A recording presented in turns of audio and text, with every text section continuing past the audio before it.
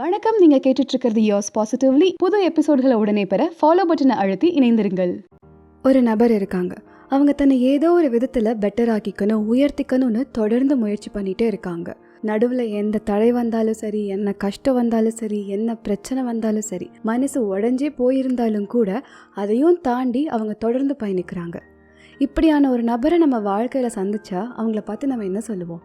எப்படிங்க மழை, வெயில், புயல், பனின்னு எது வந்தாலும் கொஞ்சம் கூட சலிக்காமல் தொடர்ச்சியாக ஓடிக்கிட்டே இருக்கீங்க, உண்மையிலே நீங்கள் சூப்பருங்க அப்படின்னு பாராட்டுவோம்ல. அந்த நபர் வேற யாரும் இல்லை, நாம தான். நல்லா யோசிச்சு பாருங்களேன். நமக்கும் கஷ்டமாக இருந்திருக்கும், உடம்பு சரியில்லாமல் போயிருந்திருக்கும், மனசு சரியில்லாமல் போயிருந்திருக்கும். இன்றைக்கி இதை செய்ய வேண்டாமே அப்படின்னு தள்ளி போட்டிருப்போம். நம்ம உட்காந்து ஒரு பக்கம் அழுதுருப்போம், சோகமாக இருந்திருப்போம், கவலையோடு இருந்திருப்போம், உடஞ்சி போயிருந்திருப்போம். ஆனால் உடஞ்சி போன நம்மளை ஒன்று சேர்த்து திரும்பவும் அடுத்த நாள் எழுந்து தினசரி வேலையை, கடமையை இதெல்லாம் நம்ம செஞ்சுருக்கோம்ல. புக் படிக்கலாமா, ஜிம் போகலாமா, அதை கற்றுக்கலாமா, இதை செய்யலாமா அப்படின்னு ஏதாவது ஒரு வகையில் இப்போ இருக்கிறத விட நம்மளை பெட்டராக மாற்றிக்கணும் அப்படின்னு நம்மளும் முயற்சி பண்ணிட்டு தானே இருக்கோம். அப்போது இது எல்லாத்தையும் நாமளும் செஞ்சுருக்கோன்னா வேறு ஒரு நபர் இதே மாதிரி இருக்கும்போது அவங்கள சூப்பர்னு சொல்லும்போது நமக்கும் அந்த சூப்பருங்கிற ஒரு வார்த்தை தேவைப்படுதில்ல. செல்ஃப் அப்ரிஷியேஷன், அதாவது நம்மளை நாமே பாராட்டவும் வேண்டி இருக்குல்ல.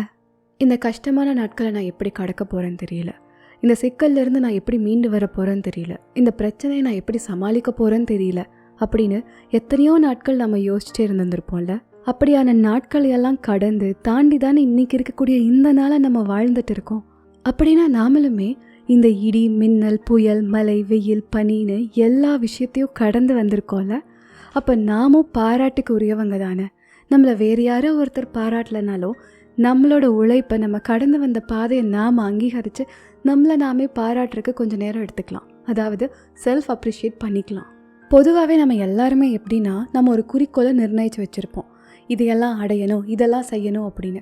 அந்த குறிக்கோளை அடைஞ்சாதான் நான் பெட்டராக உணர்வேன், நான் சந்தோஷமாக இருப்பேன், அப்போ தான் நான் என்னை சூப்பர் அப்படின்னு நான் உணர்வேன் அப்படின்னு சொல்லுவோம். ஆனால் இந்த குறிக்கோளை அடையிறதுக்காக பயணிக்கிறோம்ல, அந்த பாதை அந்த பயணத்தை நம்ம பெரிய ஒரு பொருட்டாகவே எடுத்துக்கிறது இல்லை. இப்போ எடுத்துக்காட்டுக்கு ஒரு மலையோட உச்சி, அதை அடையிறது தான் நம்மளோட குறிக்கோள்னு வச்சுக்கலாமே. பாதி மலையை ஏறின அப்புறம் இதை நம்மளால் ஏற முடியுமா, ரொம்ப கஷ்டமாக சோர்வாலாம் இருக்கே அப்படின்னு நினைக்கும்போது கொஞ்சம் திரும்பி பார்த்தா மலையோட அடிவாரத்திலிருந்து எவ்வளோ தூரம் நம்ம பயணிச்சிருக்கிறோம் அப்படின்னு நமக்கு தெரியும். ஆரம்பத்தில் இந்த மலையோட அடிவாரத்தில் நின்று இந்த மலையை பார்த்தபோது இதை நம்மளால் ஏற முடியுமா அப்படின்னு தோணியிருக்கும்.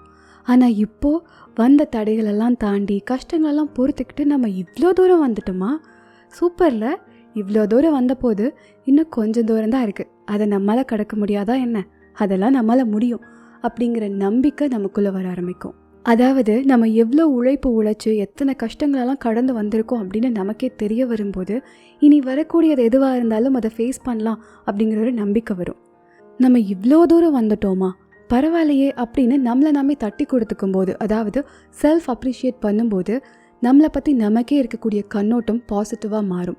அதாவது நம்மளோட செல்ஃப் எஸ்டீம் உயரும், நம்மளாலையும் முடியும் அப்படிங்கிற தன்னம்பிக்கையும் உருவாகும். ஆரம்பத்தில் இந்த மாதிரி மலை ஏறுறதுல நமக்கு இன்ட்ரெஸ்ட் இல்லாமல் இருந்திருக்கலாம். ஒரு 4 கிலோமீட்டர் 5 கிலோமீட்டர் நடக்கிறதே ரொம்ப கஷ்டமாக இருந்திருக்கலாம். ஆனால் இன்றைக்கி நம்ம பாதி மலையை ஏறிட்டோம்ல அப்படின்னு நினைக்கும் போது அந்த பாதி மலையே நமக்கு பெரிய சந்தோஷத்தை கொடுக்கும். அந்த மலை உச்சியை அடைஞ்சாதான் எனக்கு சந்தோஷம் அப்படிங்கிற மாதிரியான மனப்பான்மை நமக்குள்ளே குறையும். சரி, அப்போ எனக்கு இந்த பாதி மலையே சந்தோஷமாக தான் இருக்குது, அப்போ அந்த உச்சியை அடைய தேவையில்லையா, அந்த கடைசி குறிக்கோளை அடைய தேவையில்லையா அப்படின்னு கேட்டால் அப்படி சொல்ல வரல. இப்போ நம்ம இருக்கிறத விட ஒரு பெட்டரான இடத்துக்கு போகணும்னு நினைக்கிறதும் அதுக்காக உழைக்கிறதும் தப்பே இல்லை. ஆனால் அந்த ஒரு இடத்த அடைஞ்சாதான் நான் சந்தோஷமாக இருப்பேன், அப்போ தான் நான் ஒரு ஹீரோ, இல்லைனா நான் ஒரு ஜீரோ அப்படின்னு நினைக்கிறது தான் தப்பு. அதாவது அந்த ஒரு மலை உச்சி அடைஞ்சாதான் எனக்கு சந்தோஷம், இல்லைனா நான் இப்போ ஒரு ஜீரோ அப்படிங்கிற மாதிரி இதுவரை வந்த தூரத்தை போட்ட உழைப்பெல்லாம் ஒரு பொருட்டே இல்லைங்கிற மாதிரி நினைக்கிறது தான் தவறு. மாதம் 20,000 ரூபாய் சம்பளத்துக்கு முதல்ல நீங்கள் வேலை செய்ய ஆரம்பிக்கிறீங்க. அப்போது உங்களோட குறிக்கோள் மாதம் 1 லட்சம் ரூபாயாவது வாங்கணுங்கிறது. இன்றைக்கி நீங்கள் ஒரு 50,000 ரூபாய் சம்பளம் வாங்கிட்டு இருக்கீங்கன்னு வச்சுக்கலாமே. 20,000 ரூபாயில் ஆரம்பித்தேன், இன்றைக்கி 50,000 ரூபாய் வந்துட்டேன், ரொம்ப சந்தோஷமாக இருக்குது. இருந்தாலும் என் குறிக்கோள் 1 லட்சங்கிறதால அதுக்காக நான் தொடர்ந்து உழைக்க போகிறேன் அப்படின்னு நினைக்கிறது ஒரு விதம். என்னோடய குறிக்கோள் 1 லட்சம், அதனால் அது அடையிற வரை எனக்கு சந்தோஷம், நிம்மதி எதுவுமே கிடையாது அப்படின்னு நினைக்கிறது ஒரு ரகம். அதாவது இப்போ இருக்கிறத விட பெட்டர் ஆகணும், உயரணும்னு முடிவு பண்ணிட்டா ஓடி தான் ஆகணும், உழைச்சி தான் ஆகணும். ஓடணுங்கிறது உறுதியாகிடுச்சு. அப்போ அந்த ஓட்டத்தை நம்ம சந்தோஷமாக ஓடுறோமா இல்லையாங்கிறது முக்கியம் இல்லை. நேற்றை விட இன்றைக்கி நான் நல்லா இருக்கேன், ரொம்ப சந்தோஷமாக இருக்குது. அதே சந்தோஷத்தோட நாளைக்கு இதை விட பெட்டர் ஆகணும்னு நான் உழைக்க போகிறேன் அப்படிங்கிறது வேற. நேற்றை விட இன்றைக்கி நான் நல்லா இருக்கேன், ஆனால் நாளைக்கு நான் அடைய போகிறதுல தான் என்னோடய சந்தோஷம் இருக்குது அப்படின்னு நினைக்கிறது வேற. அப்படி நம்ம நினச்சோன்னா சந்தோஷத்தை துரத்திக்கிட்டு ஓடிக்கிட்டே தான் இருக்கணும். மலை உச்சியை அடையணும்னு குறிக்கோள் வச்சுக்கோங்க. அதே நேரம் அப்பப்போ திரும்பி கீழே பார்த்து எவ்வளோ தூரம் வந்துட்டோம்ல அப்படின்னு சந்தோஷமும் படுங்க. அப்போ தான் இப்போ இருக்கக்கூடிய இந்த இடமும் இந்த நிலையும் சந்தோஷமானதாக இருக்கும். மலை உச்சியை அடையிற வர போக போகிற அந்த பயணமும் அழகானதாக இருக்கும். பெரிய பெரிய லட்சியங்கள் குறிக்கோள்கள்லாம் கண்டிப்பாக வேணும். ஆனால் அது நம்ம நினச்சபடி நடக்கலைன்னா, நம்ம எதிர்பார்த்த அந்த ஒரு ரிசல்ட் அது கொடுக்கலன்னா, கவியரசு கண்ணதாசனோட வரிகளாக ஞாபகப்படுத்திக்கோங்க. இதை நிறைய இடங்களில் சொல்லியிருக்கேன் இந்த பாட்காஸ்ட்லேயே, இப்போவும் சொல்கிறேன். உனக்கும் கீழே உள்ளவர் கோடி, நினைத்து பார்த்து நிம்மதி நாடு. எத்தனையோ பேருக்கு நாம் இருக்கக்கூடிய இந்த நிலையே, நம்ம வாழ்ந்துட்டுருக்கிற இந்த ஒரு வாழ்க்கை, அதாவது நம்ம கடந்து வந்திருக்கிற அந்த பாதி மலை கூட ஒரு கனவாக இருக்கும். ஸோ நமக்கு கிடைச்சிருக்கிற இந்த ஒரு இடத்த தாழ்வாகவும் துச்சமாகவும் நினச்சிடக்கூடாது. ஸோ இப்போ இருக்க இடத்துக்காக சந்தோஷப்படுங்க, கிரேட்ஃபுல், அதாவது நன்றியோடவும் இருங்க. அதே நேரம் ஓடுறதையும் நிறுத்திடாதீங்க அப்படிங்கிற கருத்தோட இந்த எபிசோட் நிறைவுக்கு வருது. இந்த எபிசோடு உங்களுக்கு ஏதோ ஒரு வகையில் பயனுள்ளதாக இருந்திருக்கும் அல்லது பிடிச்சிருக்கும் அப்படின்னு நம்புகிறேன். இந்த எபிசோட் பற்றின உங்களோட கருத்துக்களை கமெண்ட்ஸில் சொல்லுங்கள், அல்லது யோர்ஸ் பாசிட்டிவ்லி அப்படிங்கிற இன்ஸ்டாகிராம் பக்கத்தில் நீங்கள் என்கிட்ட சொல்லலாம். இனி வேறொரு எபிசோட சந்திக்கிறேன். தொடர்ந்து கேளுங்கள் யோர்ஸ் பாசிட்டிவ்லி வித் பூங்குழலி. நன்றி.